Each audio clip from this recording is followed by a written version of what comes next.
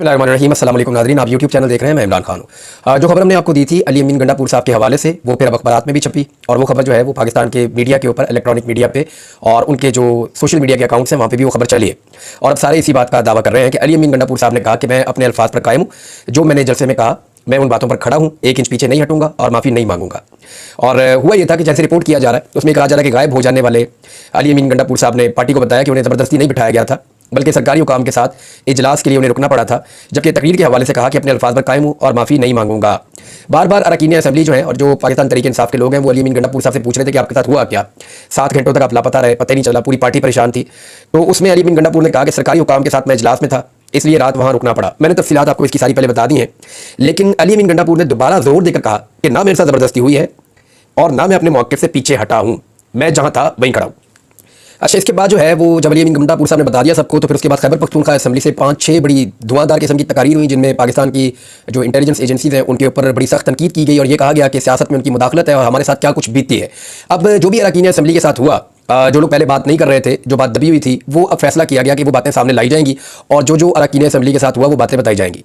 ये फैसला किया गया है और जो रिपोर्ट हुआ उसके मुताबिक ये है कि रोज़ाना की बुनियाद पर 5 से 6 अरकान असेंबली जो है वो सख्त किस्म की तकारीर करेंगे, जिसमें वो सियासत में इदारों की मुदाखलत के हवाले से बड़ा सख्त मौक़िफ़ अपनाएंगे और जो उनके साथ वाक़यात हो चुके हैं या जो उनके आसपास वाक़यात हो चुके हैं वो उनके बारे में बात करेंगे। ये वहाँ पे तय पा गया है।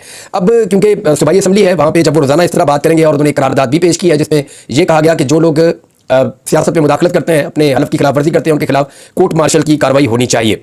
अब वज़ीर आला ने तो ये कह दिया कि संजानी जलसे में कहीं अपने अल्फाज पर कायम हूँ, उससे पीछे ना हटूंगा और ना ही माफ़ी मांगूंगा। इमरान खान ने मेरे मौक़िफ़ की तायद की है, अब जिसे मुखालफत करनी है वो कर ले। अली अमीन गंडापुर का क्योंकि बड़ा अट्टल एक वहाँ पे रवैया था अपनी पार्टी के लोगों के सामने, तो उस वजह से उनके जो दीगर अरकान पार्टी के वो भी उनके साथ खड़े हो गए हैं। और जो अंदरूनी कहानी आई है वो मुख्तलिफ जगह पे छपी है, जियो ने छापी है, इसको एक्सप्रेस ने, बाकी जगहों पे अखबारात में छपी है, जो ऑनलाइन अखबारात हैं वहाँ पे ये छपी है। और इसके बाद जो वज़ीर कानून है खैबर पख्तूनख्वा ने, उनका नाम है आफ्ताब आलम, उन्होंने भी स्टेटमेंट देते हुए अली अमीन गंडापुर के मौक़िफ़ की तायद की है। जबकि एक सहाफ़ी हैं, तहकीकाती जर्नलिज्म करते हैं, एजाज सैयद साहब, उन्होंने दावा किया कि अली अमीन गंडापुर साहब जो है वो गए थे एक एजेंसी के दफ्तर में, एक इदारे के दफ्तर में गए थे और वहाँ पे उन्होंने जो जलसे में अपनी तकरीर की है उस पर उन्होंने माफ़ी मांगी है। उन्होंने निजी टीवी के प्रोग्राम में यह दावा किया कि अली अमीन गंडापुर को किसी ने अगवा नहीं किया, बल्कि एक आला शख्सियत की कॉल पर वो खुद वहाँ गए थे और अली अमीन गंडापुर सरकारी यानी खुफिया इदारे के दफ्तर में गए और वहाँ जाते साथ ही अपनी जज्बाती तकरीर पर माजरत की। अच्छा, लेकिन मेरे पास जो इतला है जो अली अमीन गंडापुर साहब ने बताई वो ये है कि खुफिया इदारे का दफ्तर नहीं था, वो फाटा हाउस के अंदर कोई मीटिंग हुई है और वहाँ पे ये सारी बातचीत हुई और अली अमीन गंडापुर साहब के बकौल वो वहाँ पे मौजूद थे। लेकिन एजाज सैयद साहब जो है वो जर्नलिस्ट हैं और तहकीकाती जर्नलिज्म करते हैं, तो उनकी खबर मैंने इसलिए आपके साथ शेयर की है। इनके अलावा जो है वो राना सनाउल्लाह साहब ने दावा किया कि वज़ीर आला केपी ने जिनके खिलाफ तकरीर की उन्हीं से मिलने गए थे, माफ़ी तलाफ़ी की होगी। ये राना सनाउल्लाह साहब का अंदाज़ा है कि पॉलिटिकल लोग जो है वो ये जानते हैं कि पॉलिटिकल आदमी पाकिस्तान में कितना तगड़ा हो सकता है, लेकिन राना सनाउल्लाह साहब ने कभी वो पॉपुलैरिटी इंजॉय नहीं की या वो अवामी ताकत इंजॉय नहीं की जो इस वक्त पाकिस्तान तहरीक इंसाफ के पास है। तो इसलिए राना सनाउल्लाह साहब शायद उनकी असेसमेंट भी दुरुस्त ना कर पा रहे हों। दूसरी तरफ जो पाकिस्तान तहरीक इंसाफ है उसके जो सबसे नरम आदमी आप कहते हैं तो वह बैरिस्टर गौहर साहब को कहते हैं। उन्होंने भी स्टेटमेंट दिया कि अली अमीन ने जो कहा सब ठीक है, हमने तकरीर पर कोई माफ़ी नहीं मांगी, उन्होंने जो कुछ कहा सब ठीक है। ये रिहा हो गए चेयरमैन पाकिस्तान तहरीक इंसाफ बैरिस्टर गौहर, और उन्होंने कहा कि सहाफ़ियों के मुतालिक अली अमीन की गुफ्तगू से किसी की दिलादारी हुई है तो उस पर माजरत की गई है। बहरहाल जो बाकी उन्होंने कहा वो सारी चीज़ें उनकी हम तायद करते हैं, हम अली अमीन गंडापुर के साथ खड़े हैं। पाकिस्तान तहरीक इंसाफ पार्लियामेंटेरियंस के जिस्मानी रिमांड को हाई कोर्ट में हम चैलेंज करने जाएंगे, वहाँ पे रिमांड हो गया ना, उसको वो कह रहे जब हम चैलेंज करेंगे। तो माफ़ी वाला मामला जो है वो अब ज़ेर बहस है कि अली अमीन गंडापुर ने मांगी या नहीं मांगी। लेकिन ये जो सेशन चल रहा है, इस सेशन के इख्तिताम के बारे में दावा किया जा रहा है कि आखिरी दिन अली अमीन गंडापुर साहब तकरीर करेंगे और उनकी बड़ी धुआंधार तकरीर होगी और वहाँ से पता चलेगा कि एक्चुअली हुआ क्या और मामला किस तरफ जा रहे हैं। असद कैसर साहब ने जो एक स्टेटमेंट दिया, उस स्टेटमेंट पे अगर आप गौर करें, यानी तो पाकिस्तान तहरीक इंसाफ ने कहा कि वज़ीर आला खैबर पख्तूनख्वा ने फौज से मुतालिक जो कहा उसकी हम तौसीक करते हैं, और पाकिस्तान तहरीक इंसाफ ने कहा कि जो भी उन्होंने कहा फौज के बारे में उसकी हम तौसीक करते हैं, आवाज़ दबाने का अमल छोड़ दे, पाकिस्तान अब इसका मुतहम्मिल नहीं हो सकता। ये पेशावर में आदम सवाती, उमर अयूब और असद कैसर के हमरा प्रेस कॉन्फ्रेंस कर रहे थे सीनियर रहनुमा सलमान अकरम राजा साहब। ये इमरान खान साहब की चॉइस भी है next secretary general Pakistan Tehreek Insaf के लिए। उन्होंने कहा कि मुल्क के जमहूरी अमल पर कुछ लोग हावी हैं, अब जरूरी है कि पाकिस्तान के जमहूरी अमल और आईन को आज़ादी दी जाए। सलमान अकरम राजा ने कहा कि हमने पाकिस्तान के 77 साल ज़ाया कर दिए, आज खित्ते के तमाम ममालिक हमसे आगे हैं, तो उस पर हमें सोचना होगा। मंजूर नज़र जजों को तौसीह देने के लिए कानून साजी की जा रही है, मगर अब हम हर सतह पर एहतजाज करेंगे, ऐसा नहीं चलने देंगे। वज़ीर आला से मेरी तफसीली गुफ्तगू हुई, उन्होंने ख़वातीन से मुताल्लिक तौहीन आमेज़ गुफ्तगू नहीं की, बल्कि उनकी बात का मतलब कुछ और था। अली अमीन गंडापुर ने तकरीर में कहा कि अगर लाहौर में जलसे की इजाज़त ना दी गई तो बैंड बाजे के साथ आएंगे, बताया जाए कि इसमें ख़वातीन की तौहीन कैसे हुई। सहाफ़ी इस वक्त मुल्क में जहाद कर रहे हैं, हम उन्हें खराज तहसीन पेश करते हैं, मगर कुछ काली भेड़ें भी मौजूद है। अली अमीन का नुक्ता नज़र सहाफ़त में मौजूद काली भेड़ों से मुताल्लिक था। ये बात अली अमीन गंडापुर ने मुझे भी बताई थी, मैंने आपको रिपोर्ट की है। अगर सहाफती बरादरी की दिलादारी हुई तो हम मादरत ख्वाह हैं। जो लापता लोगों को अपने ड्राइंग रूम में बिठाकर इंटरव्यू करते हैं, इन पर तनकीद जायज़ है। यानी आपने देखा पाकिस्तान में ये भी एक बहुत लो था सहाफत का। ये बेचारा झगड़ा हुआ आदमी है, उसको लापता किया गया है और वो गायब है। उसके घर वाले उसको ढूंढ रहे हैं, अदालतों में केस चल रहे हैं। अचानक वो बंदा उनके दफ्तर के अंदर पहुंच जाता है और बल्कि पहुंचा दिया जाता है और तय करके पहुंचाया जाता है। सवालात भी पहले से मौजूद होते हैं। फिर उस बंदे को जरगमानी की हालत के अंदर उसका इंटरव्यू किया जाता है और वो इंटरव्यू ऑन एयर होता है और वो बंदा अपने घर पहुंच जाता है। यानी इस तरीके से इंटरव्यूज किए और हमारे साफियों ने किए, हमारे अपने दोस्तों ने किए। बड़ा अनफॉर्चुनेट है। पाकिस्तान तहरीक इंसाफ क्या बाकी तमाम पॉलिटिकल पार्टीज को भी ऐसे सहाफियों का मुहासबा करना चाहिए और उन्हें देखना चाहिए कि ये तो इंसानी हकूक की बदतरीन खिलाफ वर्जी है कि एक ऐसा आदमी जिसको गैर कानूनी तौर पर अगवा किया गया था, जिसको गायब कर दिया गया था, जबरी तौर पर गुमशुदा था, उस आदमी का वो इंटरव्यू ले रहे हैं और उससे एक वाले जुर्म टाइप का करवाया जा रहा है और जबरदस्ती करवाया जा रहा है। और वो तमाम लोग जो है वो कल आने वाले दिन में बताएंगे कि हमारे इंटरव्यूज कैसे हुए थे। जैसा कि उस्मान डार ने कहा कि मेरा इंटरव्यू जबरदस्ती करवाया गया था, जैसा कि शेख रशीद ने कहा कि मेरा इंटरव्यू भी जैसे करवाया गया, मुझे तो वहां जाके पता चला कि मेरे साथ गेम क्या हो रही है। फिर सदाकत अब्बासी साहब से मेरी मुलाकात हुई, जैसे उनका इंटरव्यू करवाया गया, उन्होंने बताया कि मैंने तो जितना मेरे पे जोर डाला गया उसका 10% भी नहीं बोला। तो इस तरह ये जो हरकत की गई है इसके ऊपर तो पाकिस्तान तहरीक इंसाफ को बहुत तकलीफ है। बाकी पॉलिटिकल पार्टीज को भी आवाज उठानी चाहिए। पाकिस्तान तहरीक इंसाफ ने 9 सितंबर को मुल्की तारीख का स्याह तरीन दिन करार दे दिया है। उन्होंने कहा जी कि इससे कबल 9 मई का बहाना बनाकर इमरान खान को निशाना बनाया गया। तहरीक इंसाफ जुम्मे को मुल्क गिर एहतजाज करने जा रही है, इसका उन्होंने अनाउंसमेंट कर दिया। उन्होंने कहा पाकिस्तान तहरीक इंसाफ पूरे पाकिस्तान के अंदर अब एहतजाज करेगी और एहतजाज का सिलसिला जारी रहेगा। तहरीक इंसाफ की मौसम आ गया एहतजाज का, गर्मियां खत्म हो गई और अब हर हफ्ते एहतजाज पाकिस्तान तहरीक इंसाफ कर सकेगी। बहुत सारी जगहों पे पाकिस्तान तहरीक इंसाफ के वर्कर आज खुद निकलते हैं झंडे लेकर और रैलियां निकालते हैं, लाहौर में, इस्लामाबाद में, रावलपिंडी में, कराची में। तो ये सिलसिला तो पहले शुरू हो गया। छोटे शहरों से रिपोर्ट नहीं होता, जब वहां से चीजें आएंगी तो वो भी रिपोर्ट होना शुरू हो जाएगी। असद कैसर साहब ने कहा हालात जिस तरफ बढ़ रहे हैं इससे हमें परेशानी हो रही है। और उन्होंने एक और बात की असद कैसर साहब ने, जहां से एक नई डिबेट शुरू हो गई है। असद कैसर साहब का कहना है हमारी जंग शुरू है, अब हम मुजामत की तरफ जा रहे हैं। और उन्होंने मीडिया से बात करते हुए कहा कि सेनेट में खैबर पख्तूनख्वा की नुमाइंदगी ना हो, ये कैसा इत्तेफाक है। इस वक्त हालात इतने खतरनाक है, बलूचिस्तान में अमली तौर पर हुकूमत की रिट खत्म हो चुकी है। उन्होंने कहा पार्टी रहनुमाओं की गिरफ्तारियों के हवाले से मैं बात कर रहा हूं कि अब हमारी जंग शुरू हो गई है, अब हम मुजामत की तरफ जा रहे हैं, आइन और कानून के अंदर रहकर जद्दोजहद करेंगे। देखिए इस वक्त क्या एक नई तहरीक हुकूमत को सूट करती है, तो चंद चीजें हमें अपने दिमाग में रखनी पड़ेंगी और ये बड़ा फेयर एनालिसिस है, मैं आपको बता रहा हूं। पाकिस्तान तहरीक इंसाफ पाकिस्तान की ही एक पॉलिटिकल पार्टी है। इस वक्त पाकिस्तान तहरीक इंसाफ की एस्टेब्लिशमेंट के साथ एक अनअनाउंस्ड किस्म की लड़ाई चल रही है। इसके बेनिफिशियरी वो तमाम पॉलिटिकल पार्टीज हैं जो मकबूलियत में पाकिस्तान तहरीक इंसाफ का मुकाबला नहीं कर सकती। तहरीक इंसाफ वो वाहिद पॉलिटिकल पार्टी है जो इस वक्त कौम परस्त जमातों के अलावा ये वाहिद पॉलिटिकल पार्टी है जो इस वक्त पूरे पाकिस्तान में एहतजाज की कॉल दे सकती है और बड़े पैमाने पर एहतजाज कर भी सकती है। लेकिन अगर ये मुजामत का रास्ता इख्तियार करते हैं और हुकूमत जो है वो उसके बाद मुरम्मत का रास्ता इख्तियार करती है, दोबारा से वो गिरफ्तारियां करती है या दोबारा से वो लोगों को पकड़ के अंदर डालती है या लोगों को लापता किया जाता है, तो क्या गुज़िश्ता 2 साल में ये फॉर्मूला काम किया? 2.5 साल से पाकिस्तान तहरीक इंसाफ मार खा रही है ना। 9 मई के बाद जितनी मार पड़ी है, 10,000 के करीब कारकुन गिरफ्तार हुए उनके, क्या उसके बाद पार्टी खत्म हो गई?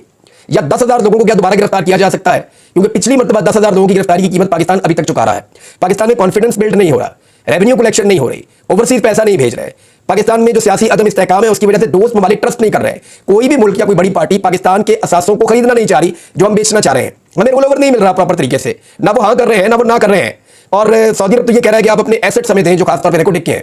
अब इस सारी सिचुएशन को आप देखें, IMF की डील आपको मिल नहीं रही, 18 तारीख तक का भी शेड्यूल आ गया, उसमें भी पाकिस्तान एजेंडे के ऊपर नहीं है। अगर ये महीना गुजर जाता है इसी तरह, यानी 2 या 3 शेड्यूल और आएंगे, अगर ये महीना गुजर जाता है और IMF पाकिस्तान के बारे में कोई फैसला नहीं करता, तो फिर पाकिस्तान की समाही रिपोर्ट के ऊपर वो फैसला करेंगे। और समाही रिपोर्ट जो पाकिस्तान की आ रही है उसके नतीजे में तो मुझे लगता है कि एक मिनी बजट आ रहा है जो जून में आने वाले बजट से भी ज्यादा खौफनाक और बदतरीन होगा। मुझे ऐसा लगता है कि हुकूमत वो बजट, मिनी बजट अपने गले में नहीं डालना चाहती। वो उससे पहले तसादुम चाह रहे हैं कि इतना उकसाया जाए लोगों को कि लोग लड़ाई पे उतर आए और ये सारा मलबा किसी और पे डाल दिया जाए। लेकिन मेरे ख्याल में पाकिस्तान को ये सूट नहीं करता, किसी भी हुकूमत को ये सूट नहीं करता। इस वक्त पाकिस्तान को इस्तेहकाम चाहिए, ये बात बिल्कुल ठीक है, लेकिन इस्तेहकाम के लिए 2 चीजें हैं ना, या तो आप लोगों को पॉलिटिकल आजादी दे दें, आप जमहूरियत पाकिस्तान के अंदर नाफिज कर दें, आप रूल ऑफ लॉ पाकिस्तान के अंदर रखें, तो फिर तो चीजें ठीक हो जाएंगी, फिर तो चीजें ट्रैक के ऊपर आ जाएंगी। लेकिन अगर जो लोग अपना पॉलिटिकल हक इस्तेमाल कर रहे हैं, उनको आप बार बार गिरफ्तार कर रहे हैं, वो अपना मैंडेट मांगने आते हैं, उन्हें पकड़ के अंदर कर देते हैं, दहशतगर्दियों के और गद्दारियों के मुकदमत लगातार होते चले जाएंगे। अगर FIA को और पुलिस को लगातार इस्तेमाल किया जाएगा, लॉ इन्फोर्समेंट को, एजेंसीज को, सबको इस्तेमाल किया जाएगा एक पॉलिटिकल पार्टी को तोड़ने और नीचा दिखाने के लिए या उन्हें कमजोर करने के लिए, तो ऐसी सूरत में तसादुम होगा। गुज़िश्ता 2.5 साल में जो पॉलिटिकल पार्टी बदतरीन मजालिम के बावजूद नहीं टूटी, क्या वो अब टूट जाएगी? क्या रियासत इस बात के लिए तैयार है कि 20 से 25,000 बंदा दोबारा जेल में डाल दे? लेकिन अगर मजीद लोग जेल में डाल दिए गए तो क्या वो हमेशा जेल में रहेंगे? क्या पाकिस्तान जेलों में उनका बोझ उठा पाएगा? अल्टीमेटली वो लोग बाहर आ जाएंगे। जब वो लोग बाहर आ जाएंगे तो 2 चीजें हो जाएंगी। एक, आलमी सतह पर पाकिस्तान की बहुत बदनामी हो जाएगी कि इंसानी हकूक के मामलात में पाकिस्तान मजीद डाउन चला जाएगा। पाकिस्तान के ऊपर खुदा न खास्ता सैंक्शंस भी लग सकती हैं, दुनिया में लगती हैं, ऐसे प्रॉब्लम होते हैं। अच्छा, दूसरा मामला यह है कि ना सिर्फ यह है कि पाकिस्तान डाउन जाएगा, पाकिस्तानियों का सिस्टम के ऊपर से एतबार मजीद उठेगा, और दूसरा पाकिस्तान तहरीक इंसाफ की तहरीक मजीद तगड़ी हो जाएगी। 25-50,000 बंदा भी मजीद गिरफ्तार कर लिया जाए, फिर भी तहरीक तगड़ी होगी, कमजोर नहीं होगी। क्योंकि जो आदमी गिरफ्तार होता है ना, उसके आसपास अगर 10-12 बंदे भी ऐसे हैं ना 100 बंदे हैं, उनमें 20-25 ऐसे हैं जो इस वक्त भी सिस्टम को सपोर्ट करना चाहते हैं, वो भी फिर नहीं करते हैं बाद में। वो जब जुल्म होता हुआ देखते हैं ना, हर गली मोहल्ले का बंदा गिरफ्तार हुआ है, पूरा पूरा मोहल्ला उसकी गिरफ्तारी के बाद जब वो वापस जाता है, लोग उसको मिलते हैं, वो बताता है जनाब ये जुल्म हो रहा है, लोग देखते हैं जुल्म होता हुआ, उनकी फैमिली से मिलते हैं, तो ये मशरूम ग्रोथ होती है, बहुत तेजी से ये सोच फैलती है। ज्यादा से ज्यादा लोग जो है वो फिर उस पॉलिटिकल पार्टी जिसके ऊपर जुल्म हो रहा होता है उसके साथ खड़े होना शुरू हो जाते हैं। इस तरह उनकी पॉलिटिकल ताकत बढ़ती जाती है, उनका पॉलिटिकल कैपिटल बढ़ता जाता है, उनके पास गलतियां करने की ज्यादा गुंजाइश होती है। अगर वो गलतियां भी करते हैं तो लोग उनकी गलतियों को नजरअंदाज करते हैं क्योंकि उनके पास बहुत बड़ा पॉलिटिकल कैपिटल होता है। ये बात जिस दिन निजाम को समझ आ जाएगी उस दिन मेरे ख्याल में वो दूसरा रास्ता इख्तियार करेंगे, जिसको जमहूरी रास्ता कहते हैं, कि ठीक है जिसका जो राइट है वो अपना राइट इस्तेमाल करे। कोई जलसा करना चाहता है, ये जगह जहां पे जाके आप जलसा करें। कोई जुलूस करना चाहता है, ये जगह यहां पे जाके आप करें। कोई प्रोटेस्ट करना चाहता है, आपका राइट है, आप करें। कोई तकरीर करना चाहता है, उसका राइट है, वो करे। कोई जर्नलिज्म करके अपनी खबर देना चाहता है, आपका राइट है, आप करें। सब लोग जब अपना अपना काम करेंगे तो पाकिस्तान आगे बढ़ेगा, दूसरा कोई रास्ता है नहीं। बहरहाल खैबर पख्तूनख्वा से बड़ी जोरदार आवाजें आई है। लकी मरबत में क्या हो रहा है, मैं दो चीजें आपको, दोनों खबरें मैं आपको पढ़ के सुना देता हूं। दो लोगों ने इस पर बात की है, बल्कि बेशुमार लोगों ने की है, लेकिन दो लोगों की बात मैं आपको बता देता हूं। एक तो जो बात की है वो जनाब लकी मरबत से एमपी हैं जौहर खान, उन्होंने सूबाई असम्बली के अंदर तकरीर की। उन्होंने जो कहा वो मैं आपको बता देता हूँ। उन्होंने कहा मुदाखलत का सिलसिला यहाँ तक पहुँच गया है कि मेरे ज़िले लकी मरबत बल्कि पूरे साउथ रीजन की पुलिस आज एहतजाजन इंडस हाईवे बंद करके बैठे हुए हैं। पूरा ज़िला उनके साथ खड़ा है। बन्नू, डेरा इस्माइल खान, टांग की पुलिस भी अब बसें भर भर कर आ रहे हैं। थाने सारे बंद हैं। अपनी जान की अमान पुलिस वाले मांग रहे हैं। मुतालबा उनका एक है कि सिक्योरिटी फोर्सेज हमारे इलाके से चली जाएं। ये मुतालबा क्यों कर रहे हैं? क्योंकि उनको कत्ल किया जाता है। जिस पुलिस ने हमें तहफ़्फ़ुज़ देना है वो खुद कत्ल हो रहे हैं। उनके पास सबूत है कि जब हम दहशतगर्दों को पकड़ते हैं तो एजेंसी वाले उनको छुड़ाकर ले जाते हैं। थानों के दरवाजों पर ये बैठे हुए हैं। इलेक्शन से पहले मेरे घर पर रोज पुलिस के छापे होते थे और मास्क पहने हुए लोग उनको गाइड करते थे और बताते थे इस कमरे में चेक करो, इस कमरे में चेक करो। मेरी बेटी मुझसे रोज पूछती बाबा आपने क्या किया है जो पुलिस आपके पीछे आ रही है। आज हालात ये है कि वही पुलिस वाले उनके खिलाफ ही एहतजाज कर रहे हैं। ये लकी मरबत से एमपीए हैं, इनका नाम है जौहर खान साहब। उन्होंने ये स्टेटमेंट दिया है। इसके अलावा स्टेटमेंट है खैबर पख्तूनख्वा और ये मुस्तफा नवाज खोखर साहब ने कहा प्रोग्राम में। उन्होंने कहा आज खैबर पख्तूनख्वा की पुलिस सरापा एहतजाज है। लकी मरबत की पुलिस रास्ते बंद करके बैठी हुई है। उनका मुतालबा है कि सिक्योरिटी एजेंसी यहाँ से निकल जाएं। हम 3 महीने में अमन कायम कर देंगे। रियासत किस जानिब चल पड़ी है, तो इशू आपको समझ आ गया होगा। लेकिन इसमें जो है वो अली अमीन गंडापुर साहब से जो मेरी बात हुई तो उन्होंने कहा जी गुड तालिबान और बैड तालिबान का एक इशू है, वो यहाँ पे चल रहा है, उस पर कभी डिटेल में हम बात करेंगे। लेकिन एक और चीज़ साकिब बशीर साहब ने जो खबर दी वो मैं आप तक पहुँचा देता हूँ कि जुडिशियल पैकेज जो हुकूमत लाने की कोशिश कर रही है, जिसके लिए उन्हें 2 तिहाई अक्सरियत और मौलाना फजल रहमान साहब की सपोर्ट चाहिए, वो जुडिशियल पैकेज क्या है, सिर्फ 3 लाइनों में उन्होंने बड़ा जबरदस्त तरीके से बयान कर दिया। हुकूमत के जुडिशियल पैकेज को देखने के बाद आसानी से समझ आ जाती है जो चीज़ें वो ये है। हुकूमत चाहती है कि चीफ जस्टिस इनका मंजूर नजर हो, ज्यादा जज भी उनके हमायती हों, इसी हमायत को लेकर केस भी हुकूमत की मर्जी के मुकर्रर हो, और फिर अगर किसी केस पर अमल ना हो तो तौहीन अदालत भी ना लगे। कोई जज ऊपर नीचे कर रहा हो तो उसको किसी और जगह ट्रांसफर भी किया जा सके। ये है जुडिशियल पैकेज। डिटेल में बात करेंगे, तब तक के लिए अपना ख्याल रखिएगा। अपने चैनल